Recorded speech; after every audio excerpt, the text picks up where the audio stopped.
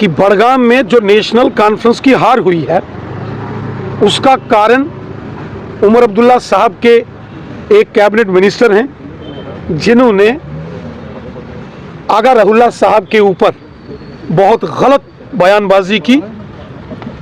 उमर साहब की कैबिनेट के एक मिनिस्टर ने आगा रहुल्ला साहब पर जब सवाल पूछा तो जवाब दिया कौन आगा, कैसा आगा। तो उम्मीद करता हूं कि कल पता चल गया होगा कि कौन है आगा रहुल्ला। नेशनल कॉन्फ्रेंस को बड़ा झटका तो लगा है। भारतीय जनता पार्टी ने जम्मू कश्मीर में जो नगरोटा असेंबली कॉन्स्टिट्यूंसी में प्रचंड मतों के साथ जीत हासिल की है। सुश्री दिव्यानी राणा जी ने शानदार प्रदर्शन किया है, बीजेपी की शानदार जीत हुई है। मैं नगरोटा की जनता, नगरोटा के जो वोटर्स हैं उनका धन्यवाद करता हूं। खुद देश के माननीय प्रधानमंत्री मोदी साहब ने नगरोटा की जनता, नगरोटा के मतदाताओं का आभार व्यक्त किया, धन्यवाद किया है। मैं नगरोटा में भारतीय जनता पार्टी के सभी कार्यकर्ताओं का हृदय से धन्यवाद करता हूं। जिन कार्यकर्ताओं ने दिन रात वहां मेहनत की, जिन कार्यकर्ताओं ने चुनाव में बढ़ चढ़कर हिस्सा लिया, मैं उनका धन्यवाद करता हूं, उनको बधाई देता हूं। और सुश्री दिव्यानी राणा जी को मुबारकबाद देना कि जिन्हें शानदार तरीके कने बीजेपी का कमल का फुल खिलाया। मैं दिव्यानी जी को भी बहुत बहुत मुबारकबाद देता हूं। ये जीत जनता की जीत है, ये जीत मोदी साहब के कामों की जीत है, ये जीत जो जनता का विश्वास है मोदी साहब पर, ये उसकी जीत है। सर मेरा सवाल कॉन्फ्रेंस की बड़गाम नेशनल कॉन्फ्रेंस का एक मजबूत गढ़ माना जाता था। 1977 से लेकर 2024 असेंबली चुनावों तक बड़गाम हर बार नेशनल कॉन्फ्रेंस ने जीता। चुनावों में हार जीत लगी रहती है, कभी एक की जीत होती है, अगली बार दूसरे की जीत होती है। लेकिन मेरा मानना है कि बड़गाम में जो नेशनल कॉन्फ्रेंस की हार हुई है उसका कारण उमर अब्दुल्ला साहब के एक कैबिनेट मिनिस्टर हैं जिन्होंने आगा रहुल्ला साहब के ऊपर बहुत गलत बयानबाजी की। उमर साहब की कैबिनेट के एक मिनिस्टर ने आगा रहुल्ला साहब पर जब सवाल पूछा तो जवाब दिया कौन आगा, कैसा आगा। तो उम्मीद करता हूं कि कल पता चल गया होगा कि कौन है आगा रहुल्ला। देखो, मैंने तो हमेशा मर्यादित भाषा में हमेशा बात करता हूं। मैंने कहा बड़गाम जो मेरा अपना एनालिसिस है, नेशनल कॉन्फ्रेंस का एक बहुत बड़ा गढ़ था और श्री उमर अब्दुल्ला साहब जो थे वहां से 2024 का चुनाव 30,000 के करीब वोटों से वो जीते थे। चूंकि अगर कोई कहीं भी अमर्यादित भाषा का इस्तेमाल होता है, ये जुबान हमेशा संभाल के इसका सदुपयोग करना चाहिए। मीठी जुबान बोलनी चाहिए, छोटा हो या बड़ा हो, हर एक के साथ इज्जत और सबका एहतराम होना चाहिए। जुबान गाली गलौज के लिए नहीं होती है, जुबान किसी को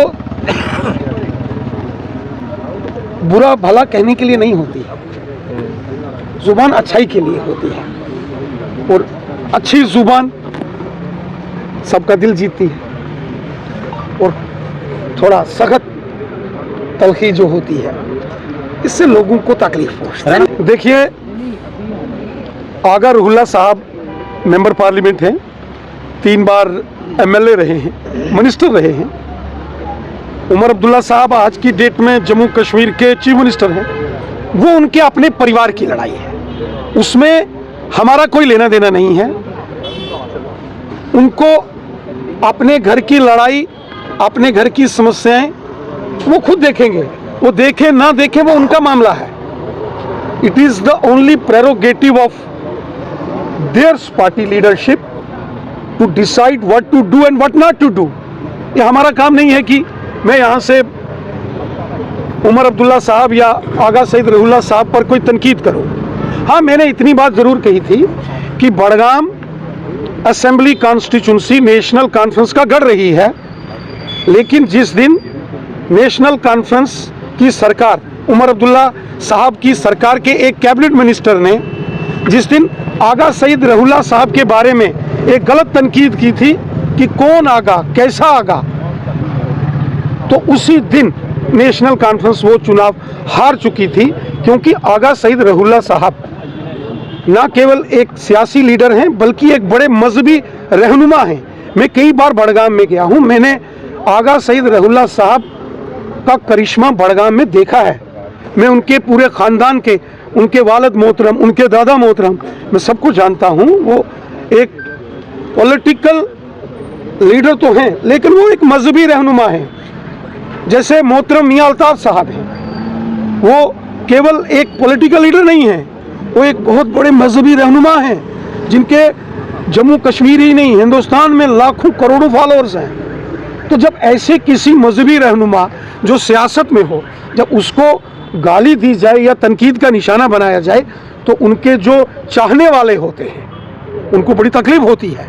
और इसलिए मैंने कहा था कि बड़गाम की सीट शायद उमर अब्दुल्ला साहब को शायद ये दिन नहीं देखना पड़ता उनको, अगर उनके एक कैबिनेट मिनिस्टर ने आगा सईद रहुल्ला साहब को गलत बयानबाजी या गलत तनकीद उन्होंने नहीं की होती आगा साहब के बारे में, शायद नेशनल कॉन्फ्रेंस को इतने बड़े नेशनल कॉन्फ्रेंस। देखिए, बड़गाम की सीट नेशनल कॉन्फ्रेंस के लिए एक प्रेस्टिजियस सीट थी, जिसको कहते हैं जहां इज्जत दांव पर लगी होती है। बड़गाम नेशनल कॉन्फ्रेंस के लिए करो या मरो जैसी स्थिति थी, क्योंकि नेशनल कॉन्फ्रेंस की इज्जत दांव पर थी, और नगरोटा में भारतीय जनता पार्टी की इज्जत दांव पर थी। नगरोटा भारतीय जनता पार्टी ने शानदार अंदाज में जीता, लेकिन नगरोटा हमने तो जीता जैसे 2024 में जीता था, उसी अंदाज में जीता, लेकिन बड़गाम में नेशनल कॉन्फ्रेंस को भारी धचका लगा है, झटका लगा है।